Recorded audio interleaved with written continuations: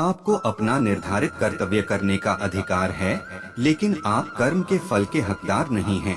अपने कार्यों के परिणामों का कारण स्वयं को कभी न समझें और कभी भी अपने कर्तव्य को न करने के प्रति आसक्त न हो। आप अकेले आए हैं और अकेले ही जाना है, इसलिए खुद पर भरोसा करो। चाहे बुरा ही क्यों न लग जाए, पर ऐसा सत्य जरूर बोलिए, लेकिन ऐसा झूठ मत बोलिए जो सत्य लगे। प्रेम का अनुभव एक ऐसा अनुभव है तो व्यक्ति को कभी परास्त नहीं होने देता। आत्मविनाश और नरक के 3 द्वार हैं: वासना, क्रोध और लोभ। वक्त से हारा या जीता नहीं जाता, बल्कि वक्त से तो सीखा जाता है। यदि मन बेचैन है और इसे नियंत्रित करना कठिन है, लेकिन अभ्यास के द्वारा इसे वश में किया जा सकता है। तुम्हारे मन की गतिविधियों, होश, श्वास और भावनाओं के माध्यम से मेरी शक्ति सदा तुम्हारे साथ है और लगातार तुम्हें बस एक साधन की तरह प्रयोग करके सभी कार्य कर रही है। हर किसी का जन्म किसी न किसी कारण से होता है, इसे पहचानो और बस कर्म करते रहो।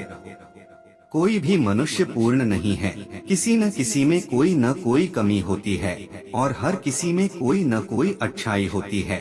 इसलिए आपकी तुलना किसी से मत करो, बल्कि पूर्ण निष्ठा के साथ अपना कर्म करो। कर्मवीर मनुष्य ही अपनी पहचान बनाते हैं, जो कर्म नहीं करते वो विलुप्त हो जाते हैं। तू करता वही है जो तू चाहता है, फिर होता वही है जो मैं चाहता हूँ। तू वही कर जो मैं चाहता हूँ, फिर होगा वही जो तू चाहता है। खुद पर विश्वास करो और अपना कर्म करते रहो। जिस व्यक्ति को कोई लगाव नहीं है, वह वास्तव में दूसरों से प्यार कर सकता है, क्योंकि उसका प्यार शुद्ध और दिव्य है। मुझे प्राप्त करने का एकमात्र तरीका प्रेम है। जो कुछ करना है करो, लोभ से नहीं, अहंकार से नहीं, वासना से नहीं, ईर्ष्या से नहीं, प्रेम, करुणा, नम्रता और भक्ति से करो। कर्म करते समय न तो कोई नुकसान होता है और न ही कोई परिणामी दोष, लेकिन इस निस्वार्थ क्रिया की थोड़ी सी भी प्रगति हमें महान भय से बचाती है। इंद्रियों से मिलने वाला सुख पहले तो अमृत जैसा लगता है, लेकिन अंत में यह विष के समान कड़वा होता है। जिसने अपने मन पर विजय प्राप्त कर ली है, उसके लिए मन सबसे अच्छा मित्र है, लेकिन जो ऐसा करने में असफल रहा है, उसके लिए मन सबसे बड़ा शत्रु है। तुम्हारा कर्तव्य ही तुम्हारा धर्म है। जीवन ना तो भविष्य में है न अतीत में है, जीवन तो बस इस पल में है, जीवन तो इस क्षण का नाम है। तुम्हारी पीड़ा के लिए मेरे पास एक उद्देश्य है, तुम्हारे संघर्ष का एक कारण है और तुम्हारी सच्चाई का प्रतिफल है। मेरा विश्वास करो और हार मत मानो। वह मुझे प्रिय है जो सुख के पीछे नहीं भागता और न दुख से दूर भागता है, न शोक करता है, न लालसा करता है। वस्तुओं को वैसे ही आने देता है जैसे हो जाता है। मोह में पड़कर अपने कर्तव्य को न भूलें। संदेह करने वालों को न तो इस दुनिया में और न उस दुनिया में खुशी मिलती है। खुशी की कुंजी इच्छाओं की कमी है।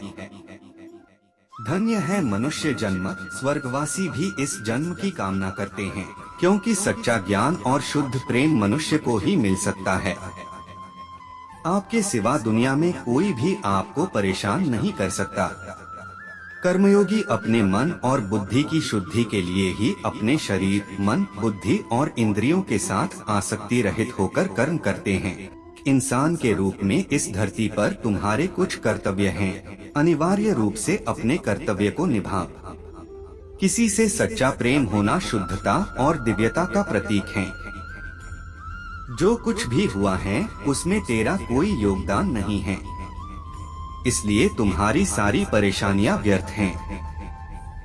हर चीज की शुरुआत मुझसे होती है और कर्म भी मुझ पर आकर ही होती है। इंद्रियों से मिलने वाला सुख सच्चा नहीं होता है। इंद्रियों का सुख पहले तुमको अमृत की मिठास देगा, लेकिन बाद में तुम्हारा विनाश कर देगा।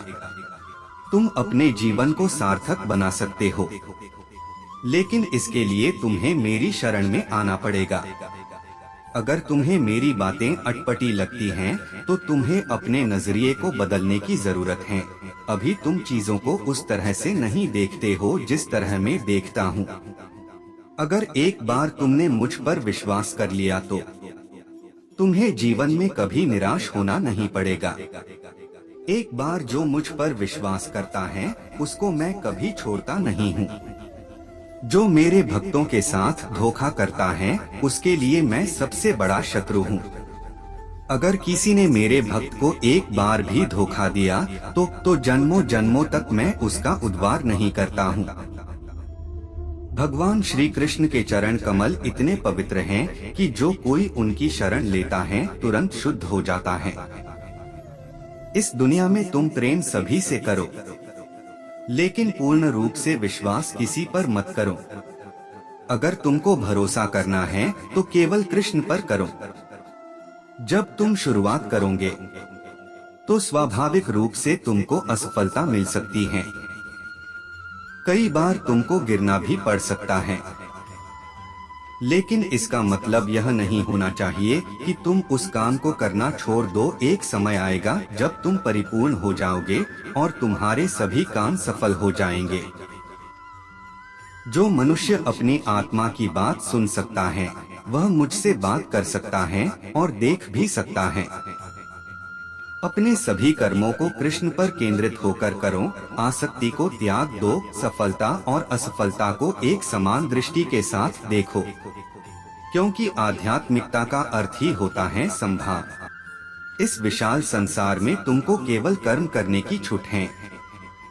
इसके अतिरिक्त फल की इच्छा और स्वार्थ सब निरर्थक हैं।